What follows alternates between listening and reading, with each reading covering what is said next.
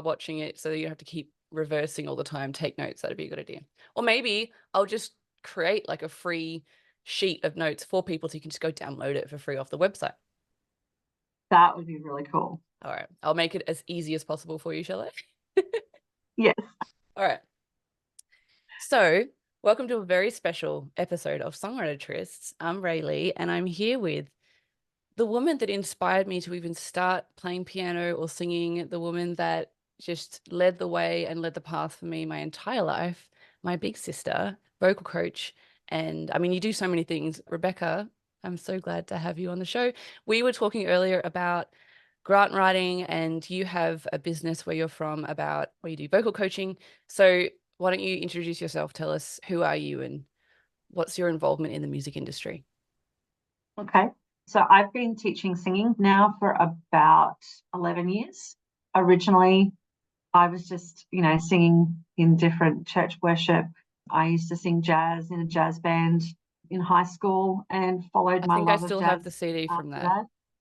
I know, I just found mine the other day and I'm sitting there listening to myself as an 18-year-old. And here I am as a 44-year-old listening to this voice. And I'm like, oh my goodness. I was actually better than I thought I was. Oh, it's so hard to have confidence in yourself in the moment, but how Oh, beautiful to be able to look back and have that still. exactly. It's that sense of, what's the word for it? There's a particular word a lot of people use. It's not just self-doubt, it's imposter syndrome. Yeah. And it's taken me years to get comfortable in my own singing. But I think that's because I've spent the last 11 years helping other people to realize they actually are good singers Yeah. and they need to step out of their own comfort zones. Really Hindsight's a enjoyed great that. thing though. And Oh, everyone needs an encourager, like singing yes. teachers throughout the entire podcast. Parents and music teachers have always come up as one of the number one most common people in people's development time as an artist, to have Yes. someone else that goes, I believe in you, you're actually good at this, you should do this. And Yeah. it only takes one person to encourage someone, to ignite a fire in someone. But if you don't Absolutely. have that, that seems to be the biggest common denominator between people who do it versus people who don't. Absolutely. And that's one of the things that boils my blood, to be Mm. honest, is when I have a student come in here who's 40 years old and has gone, you know what, my primary school music teacher told me I could never sing. And I'm 40 years old now, and damn it, I'm going to learn. Yeah. And I sit back and I'm like, so yes, some of these people definitely they haven't had the training, so their ears aren't, trained in, they haven't got pitch, and we've got to set up this whole big long time of helping them get to where they could be good. Yeah. But there are people who are just incredible singers, and you're sitting there and you're like, who was this person that in their own frustration might have on one day gone, oh, you'll never be able to get this, right? Out of frustration, and probably that's now gone. They've not thought about it and they've kept on going on with their life. Mm. And this kid has sat there and internalized this word that has said, I will never be able to do this. Yeah. It's so I real, can't, isn't it? and it is But it's the same surreal. in the other And, direction. and You know, it just yes, takes one person to say, I believe in you. Like at the end of the podcast with Pat Patterson, which I think was episode 40, he just said something really simple. And he's a professor, like he's world famous encourager essentially of songwriters. But he was like, what you're doing is really good work and keep up the good work. And like at that stage, I'd only been doing it for under a year. And I was shocked that he even was interested in coming on the show, let alone to then encourage me to keep doing what I'm doing with this. And to look where, it's 4 years later, it's done so much. I'm so exactly. proud of what we've done together and who we've helped support. So we want to be one of Yeah, those voices of encouragement to lift people up. absolutely. So it can be very powerful. So we're going to have this discussion because you called me this morning and you said, I really want to go to this vocal coaching conference in Canada next year, but I live in the country and I live 4 jobs. And, I know your story better than most, and we won't go into that, but I know that you've had health complications and the amount of time that you volunteer for your community. I'm surprised you haven't been set up for an Australian of the Year award, if I'm honest. Like, you volunteer to your church, you volunteer to the local theatre groups. You're the first person to put their hand up to say, I can help out. And it can be a thankless job, but you're obviously just so passionate. And so you just got the biggest heart. So to be able to fund going overseas to self-develop, which is going to improve what you can then provide to all these places that you support in this rural Yeah. community in Bairnsdale, Victoria. Shout out to all the Uh-huh. homies in the hometown. I'll put a You said, plug in there for the Bairnsdale Production Company. Love you yeah. guys. So you said you were asking me about grants, and is something like that available? And I was like, absolutely. Like, and this is the only way I've been at as an independent artist, the only way I've been able to do half of what I have done. It's definitely taken a lot of hard work, time, passion, commitment, and volunteering to my own projects. But I've been able to do so much, not just as far as creating music, but also traveling to conferences overseas like South by Southwest, and being able to develop, learn, and export my music and acting internationally because of Yeah. grants. But applying for grants does seem to be like a really elusive thing that a lot of people sort of don't know about, or they'll try once but don't really know what they're doing and they get rejected, and then they go, oh, that didn't work, so then they never try again. So you called me and said, is there something that I could do to help me get this conference in Canada next year? And I was like, of course there is. and what great value that would Exactly. be, not just for you, but for your students, for the Yeah. church choir and everyone that you coach, and the theatre group, to have someone who has had training from some of the best in the world at an event like this. What a great Mm. investment for the community to upskill those people like you. So yes, there are grants out there for all of us artists and people who are sacrificing a lot to deliver some sort of artistic culture into Australian culture. But you had some questions, so I thought, coming from someone who's done plenty, and I've definitely not received even half of the One that's grants I've never applied done for. And to it. put Yeah. it into perspective, this is how annoying I am probably to my council members, but I've probably received only 10% of my applications that I've applied for. So a lot of rejection in this. I'm not saying there's Yeah. not, but I have been able to do amazing things with the 10% of yes that I got. And 10% of yes is better than 100% of no's, not even trying. Yeah. Exactly. And look, I think one of the hardest things for me is, like, I've always worked hard to pay for my own way, and to go to the different things that I want to do, and to be a part of the things I want to be a part of. Mm, And to even think that in some respect I could get some help that isn't, it's when we ask for help, we tend to think it's a negative thing. mm. It's like, oh, I wasn't good enough to be able to get that, or Say I say shouldn't I. ask Don't for say that. we, say I. This is what I I think, because this is what you're It is saying you what think. I Yeah. think. Yeah. Yeah, exactly. And it is that sense of it's the same as, like, the times when I've not had enough money and I've not had enough jobs, and I've gone, I really don't want to go to Centrelink, but Yeah. I have to bite the bullet and I have to suck it up, and I need this to get me through this next short period of time Yeah. so I can get back up on my feet. And it's the same with grant writing. I've always seen it as, that's what big business does. Big business is they're the ones that can apply for grants, not little old me Mm. that's got a total of 16 students and I'm in a little, a room at the back of my speech therapist's house, and this is where I teach from. You don't tend to give yourself that I don't. permission. Yes, I don't. That's the problem. And that's what I Yeah. wanted to do this live for, because you are definitely not the first, and you're definitely not alone in believing that. There is a huge belief from other people that someone else is better off, someone else is more worthy, someone else is gonna get that. Why even bother? And that's a really hard, tall poppy syndrome and like self-doubt and all that sort of stuff. But there are grants for everyone at different levels, especially, like, I'm talking about the arts and business. So I've received Australian business grants, and I've received Australian arts grants, and some have been local council, some have been more Australia wide. But there's so many out there that are available for us. And I think it's important, and what I've realized, especially in the international side of things, is that as Australians, our culture is built on our art and when we communicate and when we get together. And most of the Mm. time when we're getting together, it's for food, it's for entertainment, it's for some sort of show. And this is all part that creates our culture as a country. And the better our culture is, the stronger we are and more united we are as a sense. And people travel to countries to experience their culture. Like this is a Yeah. reason it increases tourism. Our biggest artists become diplomats and they represent us internationally as like who we are. You know, we get proud of our Keith Urbans and the people that Yes. come out of Australia. It helps us unite and have that common sense of who are we as Australians. And so Mm. the government, they understand why that's so important, not just on the top tier level, not just for the Keith Urbans, but for the teachers and the kids and the students. And there's a different level for everyone. And they specifically for rural areas. I know Bairnsdale really doesn't have a lot of live music. They don't have a lot of acts that come through town. And that's the same all across Australia. It's really expensive these days to try and get to a rural town as an artist.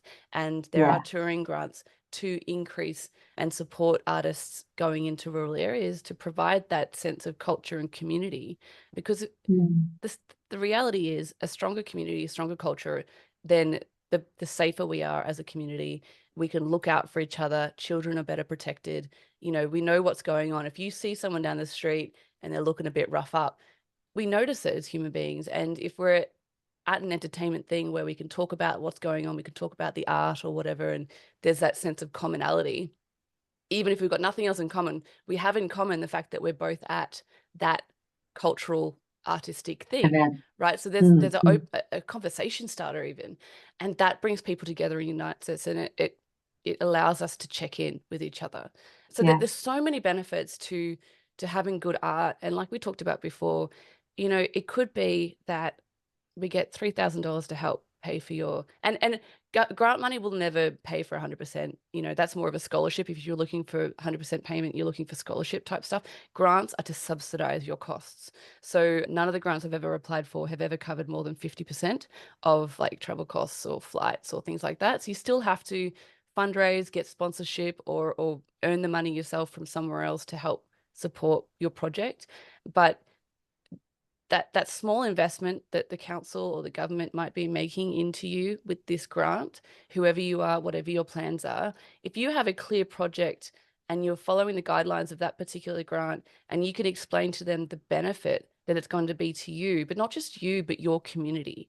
So for example, for you being upskilled isn't just a benefit to you, it's a benefit to your students, it's a benefit to your church community and the music community that surrounds that, and it's also a benefit to the theatre group that you support year on, year out voluntarily. So not only would they continue to get your support, but they'd get someone who is more upskilled in what they're delivering. And you never know what kid or someone who's going to come past you and be able to take your encouragement and advice and your skills and then build on that. Mm. So as like an objective person, and obviously I'm your sister and I love you, Sorry. but it's a no-brainer as a community member to invest in people like you to upskill in an area that you're already passionate about, because we also know, and it's a known fact, that when people are working on things that they're passionate about and they have purpose, they don't burn out. You know, they have better mental health. So like all of these things are great investments for the Yeah. community. Mm. So there's definitely grants available. Okay. So I thought, yeah, No, and I that's want good you to to know. know that it doesn't matter how small or big your project is. It just depends on finding the right grant to fit what you're doing. Yeah. And it, That and and that's a big part of it though, is like this is a big scope. Like I've signed up to my local council grants great. website Yep. and it sends me an email every day. Pastor, it sends me an email every day Hmm. of grants that it thinks I'm eligible for. Awesome. And I look at them and I'm like, oh, that doesn't sound like Something that works. that doesn't sound like something that fits. Do you know what I Yep. mean? It's like I don't understand the language Yep. around how the grants work. That's great. I mean, the fact that you've checked into your local council, I would say is the number one place that anyone should go. Go to your local council, build up and get what you need from there initially. if you don't understand what they are or whether you're eligible or what would be the best fit for you to apply for, most grants with councils have a grant liaison, and most of them have phone numbers that you can call up and you tell them who you are. And if that's not available, I'm sure there'll be a general email that you could then follow through. So don't wait for someone to create a grant that is perfect fit for you. If you look at it and you go, do you know what? I don't think I fit into any of these grants. Email someone or give them a call, or even you can contact your local politician or member, because they're only creating grants based on previous stuff that they've been asked for. And if they may not have ever come across something like what you're doing and not have thought that that's a thing, or they might say, actually, yeah, no, we really do support you. We've put that in this grant and this, and they'll tell you which grant to apply for, and they'll point out as well, get them to point out the guideline that they think is a good fit for you. And it might be something as simple as developing for educational purposes, or personal development, or international travel assistance costs, or things like that. So Yeah. the council is always the first place to start. Yeah. Yeah. The bigger things that tend to cause issues. So I'm also married to a project manager. So this is, you know, a massive benefit. But when you're applying for a grant, it has to have a start and a finish. And they don't really want any of the waffle in between. It needs to be really easy to read, really easy to understand, have really measurable outcomes. So what are they Right. getting for their investment? So for example, you want to go to a conference in Canada. Say, I want to go to a conference in Canada. It's going to have these people there. It's going to increase my skill here, and it's going to enable me to service my students and my volunteer work in these parts of the community. So there's going to be a community benefit to my Mm. education, because I'm going to be able to then pass that on in the volunteer and business aspects. And that if your business does well, they also do well. So there's Mm. multiple areas of investment that you can do. So it's a very, so you would say, like, I'm starting, I leave on this date, I'd return on this date, and you have to do usually like a report at the end of any grant to say what went wrong, what went well, did anything Okay. change, that sort of stuff. So it might Yeah. be like, if I miss my flight, so are you going to have insurance? So you might do a budget, you'll do a risk assessment report. Like, for example, I just did one the other day to do a tour in the UK, and it was the risk assessment. One of the things was about what if the flight gets cancelled? It's like, Yeah. all right, well, I have travel insurance to cover that, and Or I'll what have if you tour get insurance. COVID Or and you what if can't you get get on the sick? plane? Yeah. Exactly. So, and then you say, what's the risk? It's low, medium, or extreme.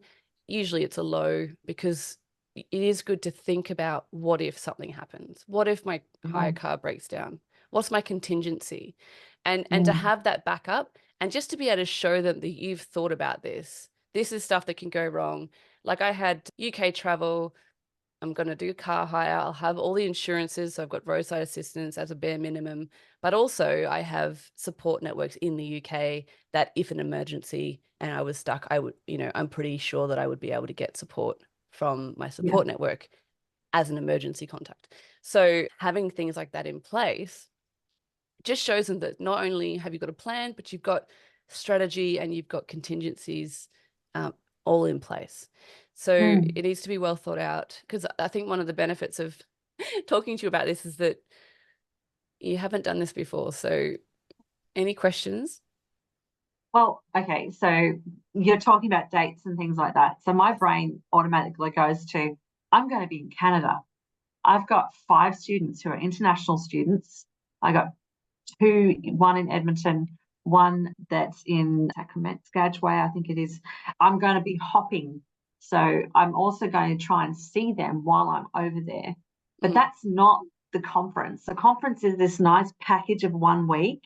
So no. when you're explaining that, what do you do about the stuff on the sides that Okay. you're wanting to include? Because you don't Yeah. travel If they're overseas students of very yours, often.